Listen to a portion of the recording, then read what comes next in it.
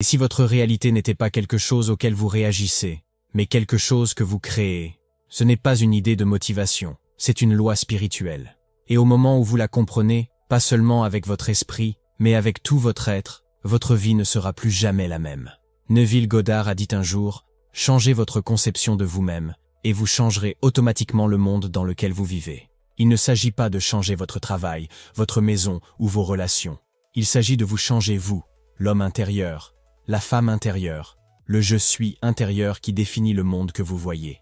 Dans les prochains instants, vous découvrirez 5 pratiques simples qui ont le pouvoir de réorganiser votre monde intérieur en seulement 7 jours. Ce ne sont pas des habitudes physiques, ce sont des actes de conscience. Et la conscience, comme l'enseignait Neville, est la seule réalité. Faites une pause et demandez-vous, à quoi ressemblerait votre vie si vous supposiez, complètement et fidèlement, que vous êtes déjà ce que vous désirez être.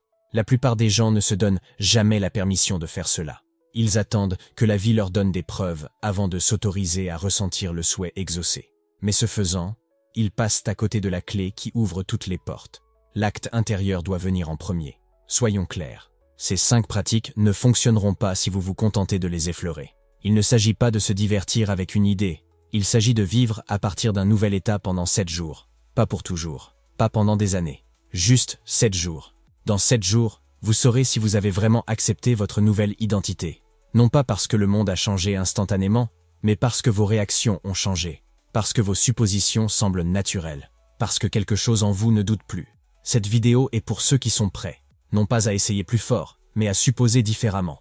Nous allons passer en revue chaque principe ensemble. Je vais vous guider dans ce que cela signifie, comment l'appliquer et comment le tester dans votre propre vie. À la fin, vous connaîtrez non seulement les 5 étapes, mais vous les ressentirez. Et quand cela arrivera, le monde extérieur n'aura d'autre choix que de suivre. Alors, trouvez un espace tranquille. Donnez-vous la permission de croire en l'invisible, de revenir à votre propre centre de pouvoir. Parce que si vous faites ces 5 choses, comme je vais vous le montrer, et que vous les faites fidèlement pendant seulement 7 jours, votre vie ne sera plus jamais la même. Commençons. Un acte intérieur à la fois. Maîtrisez l'état, pas le résultat. Neville Goddard enseignait que toute transformation commence par un seul mouvement, un acte intérieur de supposition. Il ne nous a pas demandé de réparer le monde. Il nous a demandé de prendre notre place dans le monde, comme nous le désirons. Et dans cet acte silencieux et invisible, quelque chose de profond commence à changer. Nous avons tellement l'habitude de croire que la vie change lorsque nous faisons quelque chose d'important. Commencer un nouvel emploi, déménager dans une nouvelle ville, trouver une nouvelle relation, mais c'est à l'envers. Toutes ces choses ne sont que des reflets de l'état dans lequel nous nous trouvons. Neville a écrit « Ne conditionnez pas votre supposition. Osez simplement supposer que vous êtes ce que vous voulez être. » Cette supposition, bien que fausse pour les sens extérieurs, si elle est maintenue, se transformera en fait. Alors, je vous invite maintenant à poser une question beaucoup plus profonde. Non pas « Que veux-je accomplir ?», mais « Qui dois-je devenir pour vivre naturellement cette vie ?» Parce qu'au moment où vous changez l'état auquel vous vous identifiez, vous commencez à attirer dans votre monde des expériences qui y correspondent, naturellement, sans effort, sans force. Passons à la pratique. Choisissez un désir, un seul. Il ne s'agit pas de vous submerger avec une douzaine de nouveaux objectifs. La transformation massive ne vient pas du multitâche du travail intérieur. Elle vient d'une attention totale à un seul changement d'être. Peut-être s'agit-il de sécurité financière, ou d'une relation amoureuse, ou de paix intérieure. Quoi qu'il en soit, distillez ce désir en une scène mentale simple et vivante, un moment dans le temps qui ne serait vrai que si votre souhait était exaucé. Que se passerait-il dans votre monde si ce désir était déjà un fait? Quelqu'un vous féliciterait-il? Seriez-vous en train de signer un papier? Souririez-vous en ouvrant votre compte bancaire ou en tenant la main de quelqu'un qui vous voit vraiment? Maintenant, condensez-le. N'imaginez pas toute l'histoire. Choisissez une scène que vous pouvez rejouer comme une chanson. Faites-la courte, riche en émotions et complète. Puis, chaque jour pendant les 7 prochains jours, revenez à cette scène. Surtout la nuit, juste avant de vous endormir. C'est la porte entre le conscient et le subconscient, là où la réalité est la plus malléable. Fermez les yeux, respirez, détendez votre corps, puis entrez dans votre scène comme si vous y étiez, pas comme si vous la regardiez. Utilisez tous vos sens, entendez les mots, sentez l'environnement, remarquez l'expression de votre visage, sentez la satisfaction dans votre poitrine, et surtout, sentez que c'est réel. Laissez votre imagination devenir le ventre de la création. Laissez-la imprégner votre esprit profond du sentiment que c'est maintenant qui vous êtes. Si votre esprit dérive vers le doute, ramenez-le doucement, pas avec force, mais avec foi. Et voici la clé. Restez fidèle à cette scène tout au long de la journée. N'entretenez pas de pensées contraires. Ne répétez pas l'ancienne histoire. Quoi que le monde extérieur vous montre, tenez-vous à votre nouvelle identité comme si elle était déjà établie. Cette pratique n'est pas une visualisation pour le plaisir de la fantaisie. C'est être. C'est incarner la fin. C'est revendiquer votre place dans la réalité que vous avez choisie et refuser de discuter avec les apparences qui la contredisent. Neville a dit « L'homme, s'accrochant au monde visible, est constamment à la recherche de quelque chose de nouveau, alors que la véritable cause des phénomènes de la vie est l'activité imaginale invisible de l'homme. » Alors, faites une pause et demandez-vous, à quelle supposition pourriez-vous rester fidèle pendant seulement 7 jours, même si le monde semble dire le contraire? Le monde que vous vivrez demain découlera de l'état dans lequel vous vous trouvez ce soir. Choisissez l'état, assumez le sentiment, et répétez-le, non pas par désespoir, mais par dévotion. Parce qu'au moment où vous faites de cet acte intérieur votre foyer spirituel, tout le reste commence à s'organiser autour de lui. La répétition est une révélation. Supposez-le jusqu'à ce que cela semble naturel. La répétition est souvent mal comprise. Dans le monde du développement personnel, elle est parfois traitée comme un effort mécanique. Faire la même chose encore et encore, jusqu'à ce que quelque chose se produise. Mais Neville Goddard révèle quelque chose de beaucoup plus mystique. La répétition est le pont entre l'imagination et l'incarnation. Il a écrit « Un changement de sentiment est un changement de destin. Et ce changement de sentiment n'arrive pas par hasard. Il arrive en demeurant à plusieurs reprises dans l'état du souhait exaucé, jusqu'à ce que cet état devienne votre lieu de résidence naturelle. Au début, la scène que vous avez imaginée peut sembler étrangère. Vous pourriez avoir l'impression de faire semblant. Mais comprenez ceci, lorsque vous supposez quelque chose de nouveau, votre état actuel protestera. Vos sens argumenteront. Le monde autour de vous peut sembler inchangé. Ce n'est pas un signe que cela ne fonctionne pas. C'est la preuve que l'ancien état perd du terrain. Neville ne recommandait pas l'effort. Il recommandait un retour fidèle. C'est ce qu'est la répétition. Un retour silencieux et inébranlable à la nouvelle identité, à la nouvelle supposition, à la nouvelle version de vous-même que vous avez choisie. Pensez-y comme à casser de nouvelles chaussures. Au début, elles sont rigides, inconnues. Mais plus vous les portez, plus elles deviennent naturelles. Finalement, vous oubliez qu'elles ont été neuves. Il en va de même pour vos suppositions. Chaque fois que vous répétez votre scène imaginale, vous demandez à votre subconscient de l'accepter comme une vérité. Pas par la logique, pas par la validation externe, mais par le sentiment, par la saturation, par l'incarnation. C'est pourquoi la répétition n'est pas une question d'intensité, c'est une question de cohérence. Vous n'avez pas besoin de visualiser pendant des heures. Vous devez revenir pendant quelques moments sacrés, encore et encore tout au long de votre journée, jusqu'à ce que votre monde intérieur commence à refléter automatiquement votre nouvelle croyance. Neville a dit un jour, « Nous ne sommes limités que par la faiblesse de l'attention et la pauvreté de l'imagination. » Alors, voici votre tâche pour les 7 prochains jours. Développez le muscle de l'attention. Choisissez de petites façons de mettre votre scène au premier plan. Réglez une alarme intérieure, pas une alarme physique, mais un engagement doux, pour faire une pause 2 ou 3 fois par jour et revisiter votre monde intérieur. Ressentez la scène. Chuchotez-vous. C'est fait. Non pas avec désespoir, mais avec une certitude calme. Écrivez-le si cela vous aide. Pas des pages de journal, juste une ligne de vérité. Je suis maintenant la personne que j'ai choisi d'être. Au fil des jours, remarquez comment vos réactions commencent à changer. Là où vous cherchiez autrefois le doute, vous revenez maintenant à la conviction. Là où vous vous sentiez autrefois séparé de votre désir, vous commencez à vous sentir fusionné avec lui. Ce n'est pas accidentel. Ce n'est pas un vœu pieux. C'est ce qui se passe lorsque vous choisissez d'habiter un état jusqu'à ce qu'il vous semble familier, sûr, inévitable. Et voici le secret. Il ne suffit pas de le ressentir une seule fois. Une seule étincelle d'imagination peut enflammer la flamme, mais c'est votre retour répété à la flamme qui la maintient allumée. Alors, demandez-vous, votre transformation pourrait-elle venir non pas en essayant plus fort, mais en revenant plus fidèlement à la scène invisible de votre désir exaucé? Vous ne suppliez pas l'univers, vous n'attendez pas la permission. Vous vous rappelez qui vous êtes vraiment, jusqu'à ce que vous n'ayez plus besoin de vous en souvenir, parce que vous l'êtes simplement. Coupez le vieil homme, protégez vos conversations intérieures. La transformation ne consiste pas seulement à construire un nouveau soi. Il s'agit aussi de se libérer de l'emprise de l'ancien. Neville désignait le vieil homme comme l'ancien soi, l'identité façonnée par le doute, l'habitude et les réactions émotionnelles répétées. Pour passer au nouveau, vous devez être prêt à mourir à l'ancien. Ce n'est pas poétique, c'est littéral. Vous devez cesser de vous identifier aux pensées, aux sentiments et aux dialogues intérieurs qui appartiennent à ce que vous étiez. Il a écrit, pour être transformé, toute la base de vos pensées doit changer. Et c'est là que réside votre plus grand pouvoir. Au moment où vous prenez conscience de votre discours intérieur. Le monde extérieur est fait d'échos. Mais le monde intérieur, cette voix silencieuse, ce script privé qui traverse votre journée, en est la cause.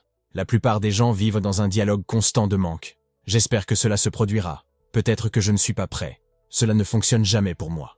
Ils peuvent en visualiser quelque chose de beau la nuit, mais passer les 14 heures suivantes à nourrir l'hypothèse opposée. Ils adorent inconsciemment l'ancien état, le maintenant en vie avec leur attention. Neville appelait la discipline de l'observation de votre monde intérieur un régime mental. Et comme toute véritable discipline, elle exige une conscience. Pas la perfection, la conscience. Cela commence par remarquer. Que vous dites-vous lorsque les choses se calment? Quel est le ton de votre voix intérieure lorsque personne ne regarde? Est-ce encourageant? Attentif? Ou est-ce sceptique? Anxieux? Critique? Si vos pensées sont de la nourriture, nourrissez-vous votre nouvelle identité ou la faites-vous mourir de faim? Pour couper le vieil homme, vous devez interrompre le commentaire automatique. Pas avec violence, pas avec force, mais avec clarté. Chaque fois qu'une pensée surgit qui contredit votre nouvelle supposition, révisez-la sur le champ. Ne discutez pas avec elle. Ne la débattez pas, remplacez-la simplement. Si votre voix intérieure dit « cela va prendre beaucoup de temps », répondez-lui « c'est déjà à moi ». Si elle dit « rien ne change », revenez au sentiment « j'y suis déjà ». Ce n'est pas un déni, c'est une redéfinition. Et la différence est tout. Vous devez également commencer à protéger votre environnement mental. Que consommez-vous? Qui écoutez-vous? Quels sont les apports qui renforcent le soi que vous êtes en train de quitter? Les médias sociaux, les conversations, même la musique? Chacun a une fréquence, une histoire qu'il vous raconte sur vous-même. Et chaque histoire que vous laissez entrer fait partie du script que vous vivez. Rappelez-vous, vous ne pouvez pas servir 2 maîtres. Vous ne pouvez pas vivre dans la maison de l'abondance tout en écoutant toute la journée l'évangile du manque. Vous devez faire de votre nouvelle supposition le centre de votre attention et traiter tout le reste comme un bruit de fond. Ce n'est pas de l'isolement, c'est de la dévotion. Alors, faites une pause et réfléchissez. Quel schéma de pensée entretenez-vous encore qui contredit qui vous choisissez maintenant d'être? Est-ce la peur de l'avenir? Un besoin de validation? Une croyance inconsciente en l'indignité? Identifiez-le, pas pour le faire honte, mais pour vous le désapproprier. Vos conversations intérieures ne sont pas seulement personnelles, ce sont des actes créatifs. Vous parlez dans le champ de la conscience, qui produit fidèlement selon ce que vous acceptez comme vrai. Coupez le vieil homme, non pas avec résistance, mais avec souvenir. Rappelez-vous qui vous êtes maintenant. Rappelez-vous ce que vous avez revendiqué. Que ce soit la voix à laquelle vous revenez, encore et encore, jusqu'à ce qu'elle soit la seule que vous entendiez. Avant de passer à autre chose, faites une pause avec moi pendant un instant. Si vous avez déjà ressenti cette étrange sensation que le monde n'est pas tout à fait ce qu'il semble être, j'ai épinglé quelque chose pour vous dans la section des commentaires. Ce n'est pas un produit, ce n'est pas une offre, c'est un rappel. Parce que parfois, il suffit d'une phrase, d'une idée, qui vous frappe juste au bon angle pour que tout se mette en place. Alors, quand cette vidéo se termine, vérifiez le commentaire épinglé. Ne vous précipitez pas. Laissez votre prochaine pensée venir d'un endroit plus élevé. Maintenant, continuons. L'incarnation commence dans le temple. Honorez le corps comme le réceptacle du je suis. Pour vivre en tant que créateur conscient, vous devez aller au-delà de l'intellect, au-delà des simples idées. Vous devez faire descendre votre supposition dans les fibres mêmes de votre être, dans la façon dont vous bougez, dont vous respirez, dont vous vous reposez. C'est l'incarnation, c'est la vraie foi faite chair. Neville Goddard parlait souvent du pouvoir créatif de l'imagination, de la loi de la supposition, du sentiment comme secret. Mais il y a une autre couche, souvent négligée, le rôle du corps comme le vaisseau à travers lequel l'état de conscience est exprimé. Bien que vous ne soyez pas le corps, il est le réceptacle de votre attention, le temple physique de votre conscience, l'espace de vie de votre je suis. Il a écrit « Vous n'êtes pas le corps, vous n'êtes pas l'esprit, vous êtes la conscience qui anime les deux ». Ce n'est pas un rejet du corps, c'est un repositionnement de son rôle. Le corps n'initie pas la création, mais il la reçoit et la reflète. Il vous montre où vous vous trouvez, et il vous donne également la possibilité d'ancrer cette demeure plus profondément dans la réalité. Trop souvent, nous essayons de supposer une nouvelle identité uniquement dans le domaine de la pensée. Nous essayons de croire différemment, alors que notre corps est figé dans de vieilles habitudes. Respiration précipitée, tension dans les épaules, une posture voûtée de défaite, des mouvements frénétiques ou un épuisement chronique. L'esprit peut dire « je suis abondant », mais le corps vit toujours dans le manque. Il porte toujours le poids d'un état que nous essayons de quitter. Cela crée un conflit, une division au sein du soi. Et cette division affaiblit le pouvoir de votre supposition. Mais lorsque le corps et l'imagination commencent à s'aligner, lorsque la posture et la respiration correspondent aux sentiments intérieurs, quelque chose de profond se produit. L'état devient naturel. Il ne nécessite plus d'effort. Il s'installe comme une vérité qui a toujours été là. Alors, qu'est-ce que cela signifie d'honorer le corps, comme le temple du J.E. suisse? Premièrement, cela signifie la présence. Cela signifie ralentir suffisamment pour sentir où vous êtes. Pouvez-vous marcher dans la rue, non pas comme quelqu'un qui essaie d'aller quelque part, mais comme quelqu'un qui est déjà arrivé? Pouvez-vous rester assis sans chercher votre téléphone, juste assez longtemps pour prendre conscience de la respiration, le pont entre l'esprit et la forme? Commencez à remarquer comment votre corps se comporte dans différents états. Que ressent votre corps lorsque vous êtes détendu, confiant et connecté à votre idéal? Qu'arrive-t-il à vos épaules, à vos mains, à votre respiration? Comment parlez-vous? Comment entrez-vous dans une pièce? Maintenant, demandez-vous comment votre corps se comporte lorsque vous doutez, lorsque vous réagissez à l'ancien monde, lorsque vous avez peur que l'hypothèse ne tienne pas.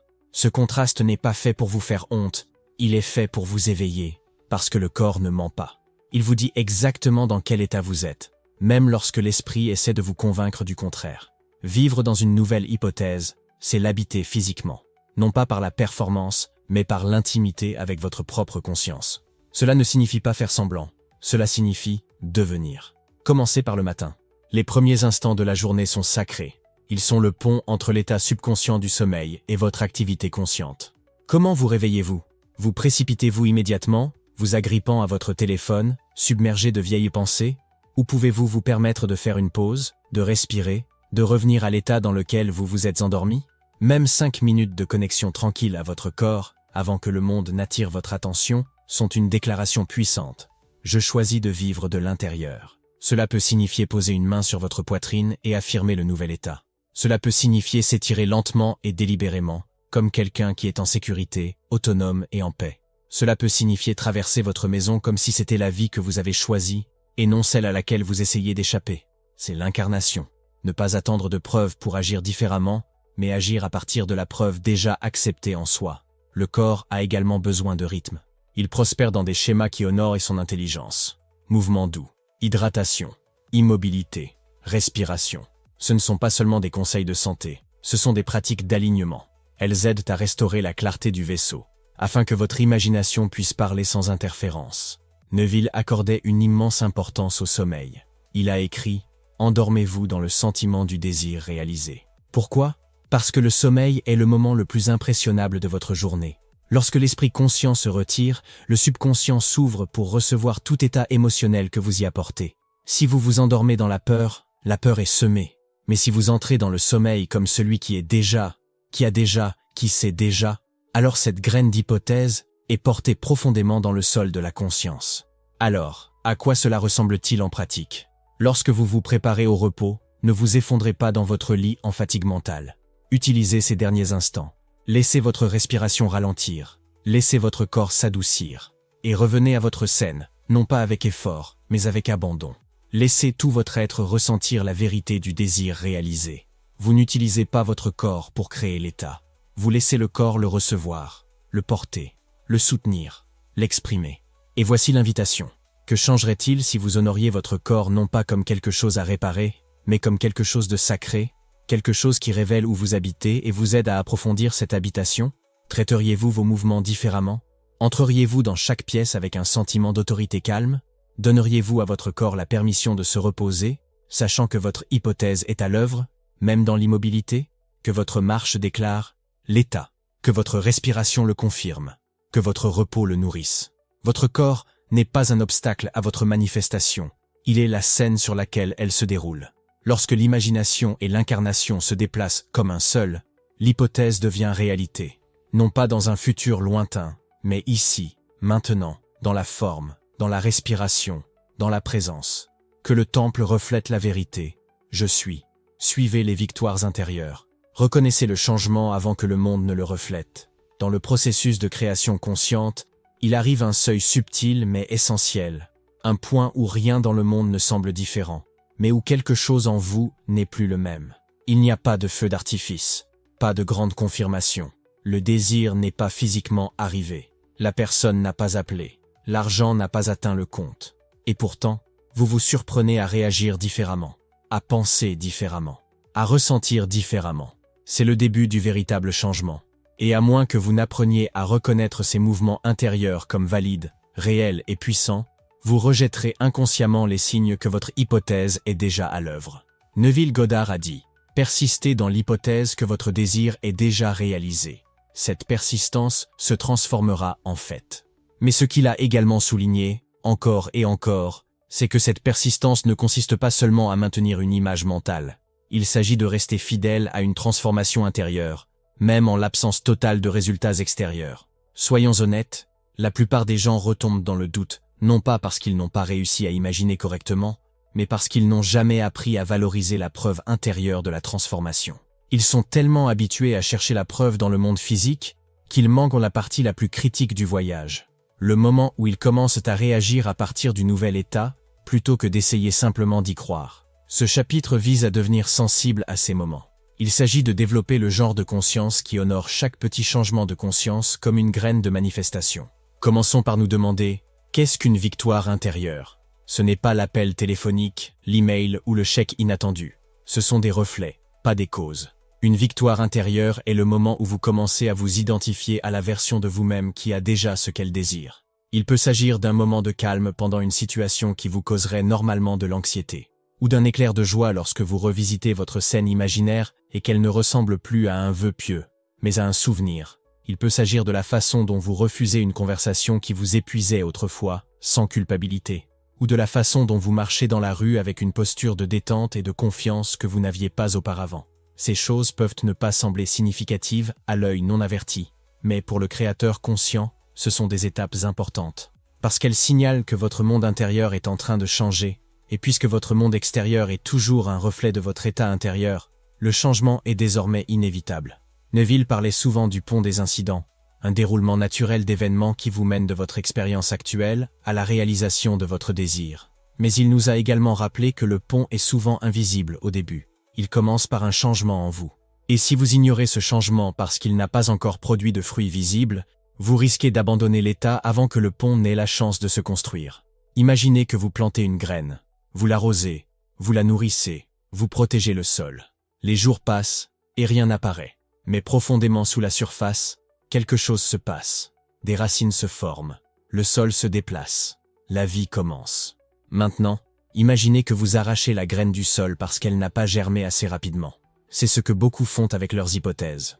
Ils supposent le nouvel état pendant un jour, une semaine, et lorsqu'ils ne voient pas de résultats immédiats, ils se replient dans le doute. Mais la manifestation n'est pas une gratification immédiate, c'est une récolte, et chaque récolte honore le calendrier, le processus et la foi. Le travail consiste donc à persister, non pas en forçant davantage, mais en remarquant les victoires. C'est pourquoi je vous encourage à commencer une pratique, simple mais puissante. Commencez à suivre vos changements intérieurs. Créez ce que j'appelle un journal des sentiments, un espace où vous enregistrez non pas ce que le monde a fait, mais comment vous avez changé. Écrivez les moments où vous vous êtes senti en paix, au milieu de l'incertitude. Lorsque vous avez entendu votre ancienne voix intérieure chuchoter la peur, et que vous avez choisi de ne pas l'écouter. Lorsque vous vous êtes surpris à sourire à une possibilité, non pas parce que quelqu'un vous a dit que c'était probable, mais parce que vous saviez que c'était déjà à vous. Documentez les jours où vous vous êtes souvenu de votre scène plus souvent que vous ne l'avez oublié. Lorsque vous avez remarqué des synchronicités qui vous ont rappelé votre désir, même si elles semblaient aléatoires. Lorsque vous avez réagi comme la version de vous-même qui n'attend plus. Ce sont les vrais signes. Ils ne sont pas spectaculaires, mais ils sont sacrés. Et lorsque vous commencez à les collectionner, quelque chose de magnifique se produit. Votre sens de la foi mûrit. Vous n'avez plus besoin d'espérer que ça marche. Vous savez que ça marche. Parce que vous êtes en train de devenir la version de vous-même qui ne doute plus. Vous voyez, le monde physique n'est pas la source de votre croyance. Il en est le miroir. Et un miroir ne change pas tant que celui qui se tient devant lui ne bouge pas en premier. Neville a dit, vos réactions à la vie vous indiquent où vous vous trouvez dans la conscience.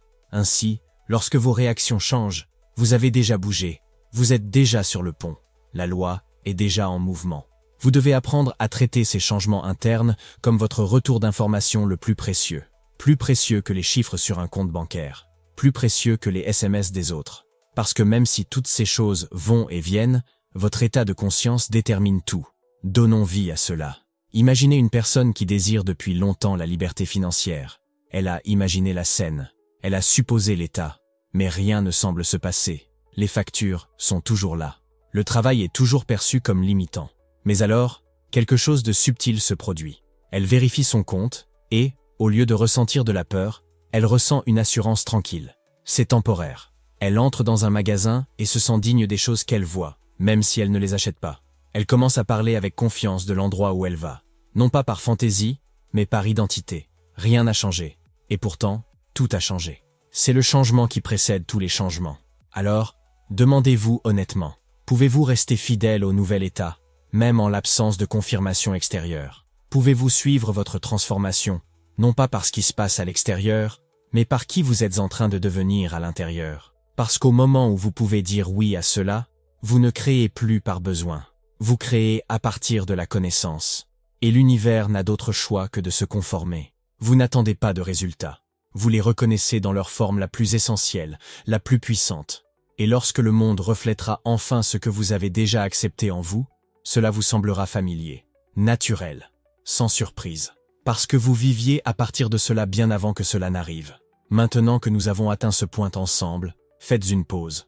Non pas pour analyser, mais pour ressentir ce qui est déjà en train de changer en vous. Vous n'avez pas seulement entendu parler de 5 pratiques. Vous avez été invité à les tester, à les vivre. Pas un jour, pas en théorie, mais maintenant. Tout l'enseignement de Neville Goddard ramène à une vérité simple. La conscience est la seule réalité. Le monde qui vous entoure n'est pas séparé de vous. Il est façonné, instant après instant, par l'état dans lequel vous vous trouvez. Pas par vos efforts, pas par votre valeur, mais par ce que vous supposez être vrai de vous-même. Et si la vie que vous voulez n'était pas quelque chose vers quoi vous vous déplacez, mais quelque chose vers quoi vous revenez, parce que dans l'imagination, vous y êtes déjà allé, tout ce que vous avez pratiqué ramène à cela. Le monde extérieur n'est pas la cause. C'est le résultat. Et la cause, toujours, sans exception, est l'état que vous acceptez comme réel. Revenons à ce que vous savez maintenant. Vous avez vu que le changement ne commence pas par des actions extérieures. Il commence par une seule hypothèse. Un seul acte imaginaire qui implique que votre désir est déjà réalisé. Une courte scène, un sentiment clair, un moment d'alignement avec ce que vous choisissez d'être. Vous avez appris que la répétition n'est pas mécanique. C'est ainsi que le nouveau devient naturel. Non pas par la pression, mais par un retour constant. Chaque fois que vous revisitez votre scène, vous entraînez votre corps et votre esprit à l'accepter comme votre nouvelle réalité. Vous avez appris que la protection de vos conversations intérieures n'est pas facultative. C'est essentiel. Vos pensées ne sont pas neutres, elles sont créatives. Vous ne pouvez pas supposer une chose dans votre imagination et en dire une autre dans la frustration. Vous devez parler à partir de l'état, et non pas vers lui. Vous vous êtes également souvenu que le corps n'est pas un obstacle à l'imagination. C'est le vaisseau qui porte votre état à travers le monde. Votre posture, votre ton, votre mouvement, ce ne sont pas des détails. Ils font partie de l'histoire que vous racontez avec votre être. Et enfin, vous avez vu que les vrais résultats commencent par des changements intérieurs, des réactions plus calmes, des pensées plus calmes, de nouveaux choix qui reflètent votre nouvelle identité. Ce n'est pas petit, c'est le début de tout. Voici donc l'invitation. Ne pas attendre, ne pas planifier, mais de choisir une hypothèse et de vivre à partir de celle-ci pendant 7 jours. Ne compliquez pas les choses.